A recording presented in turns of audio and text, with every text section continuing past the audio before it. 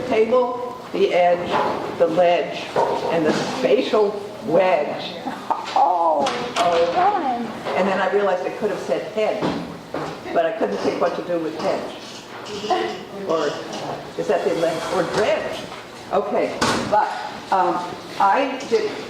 we talked a little about this last week, and so I did a little sort of thinking about it in order to be responsible, more responsible when I throw out something about whether it's the dangerous wedge, which we've sort of used as a phrase, a catch-all. Almost we've used it very irresponsibly, certainly I have,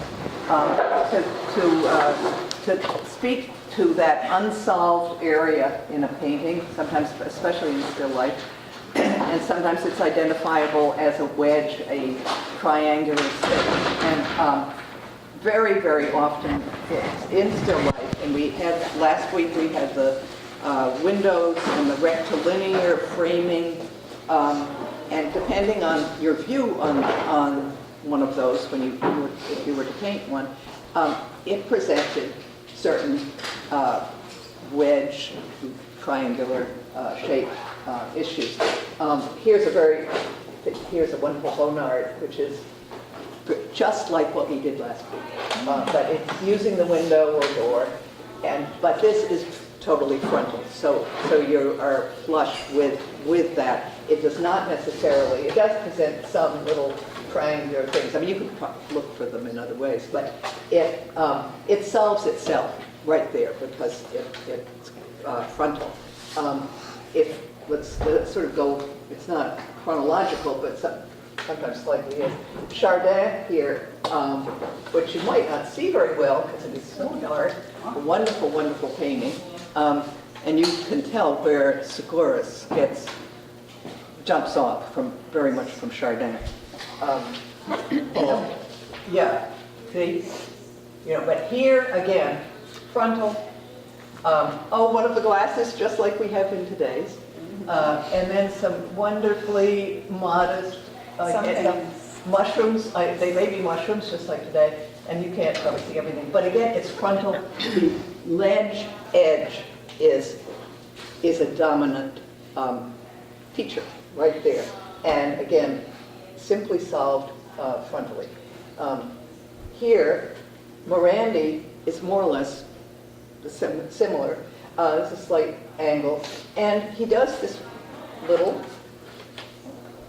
table edge ledge wedge, which then, because if it were to go straight across, it would present, very much just there it is. And often his work did. In fact, it sort of dissolves the ledge edge entirely. But he does that, which, for one, no matter what else it does, it brings you back into the reality of a table, or, as you know from seeing his wonderful studio thing at the Phillips, yeah. He had these little ledges made, and so that may well be what it was.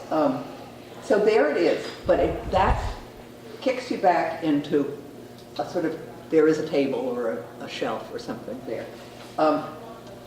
Go to today, Gary Bukovnik, who does, and some of you may not be familiar with him, but he does glass and flowers and lovely things laid across.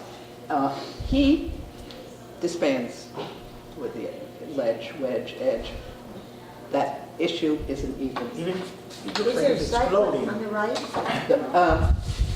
No, this is his signature, actually. Oh, I see. This here is his signature, and these are petals from something. Oh, I see, okay. So there are shadow forms, and they basically form like that, or a reflective shadow.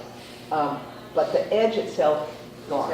It's like floating on the air. It's like floating on the air. We accept that they are in a space, partly because it gives us the shadows. And if these shapes are solved and attractive, whatever you want to say, there you are, that's fine. Moving, I'm trying to do a sort of development from that. Here Van Gogh, where again, and then I have tons of Demuth things and the Demuth book here, because Demuth constantly he does every kind of solution, whether it's radiating lines, shapes, this where there is a table suggestion, but the back edge is obliterated by whatever he does around. Ditto, where it gets very abstract. So again, these are dissolving the edges, getting rid of them, particularly if you're very more of a bird's eye, that you push it to the ends of your paper. Here, this is a friend, Patrick Henry Bruce, from the quiz a couple of weeks ago. And he's doing the same thing. He's just moving out from the objects, suggesting space, but not saying, this is here a table. In fact, there's no reason to think that this is a table. It very well could be looking down on I don't know what it is, say. Then we get into the, here, Matisse, again, radiating out, using color forms, color shapes to show you something about space and something about, of course, color and pattern. But there is a table, lost in the midst of here and there, but he's solving each one of these little possible, oh my God, the table is just lost in something, it doesn't have any responsibility. He gives you an indication, maybe this is underneath the table, towards it, or a leg, another cloth, a double cloth. This could be the Bonnard, could be a window up here, it could be another window, but they're indications, there's shorthand for the situation in space. And then rock, where it's cubist and destroyed, and pieces taken here, pieces taken there, a whole new use of space, which is interesting. Again, with very precise indications of table legs, of a cloth, holes, all of this, but then he takes them to his own, into his own thing.